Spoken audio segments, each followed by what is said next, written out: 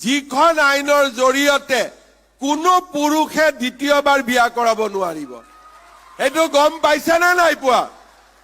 কোনে কোনে গম পাইছে হাত দাঙকচোন। এতিয়া এজন পুৰুষে যদি দুবাৰ বিয়া কৰায় কিমান বছৰ জেল হ'ব? হাতেদি দেখাই দিয়কচোন কিমান বছৰ জেল হ'ব? 5 আৰু 2 7 বছৰ।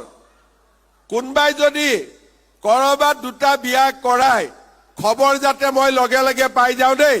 এটা মই ফোন নম্বৰ এটাও দিম, মাত্ৰ তাতে ফোন নম্বৰ কৰি দিলে হ'ল আৰু পুৰুষজনক উঠাই জেলত ভৰাই দিম আৰু মহিলাগৰাকীক ডাবল অৰুণোদয় দি দিম যাতে মহিলাগৰাকী চলি থাকিব পাৰে।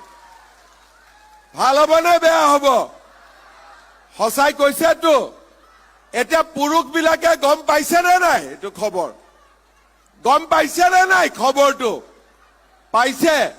ঘৰত আজি গৈ আৰু এবাৰ কবি দেই চবে মাহঁত যে মামা থাকালৈকে দুটা বিয়া নহ'ব আৰু।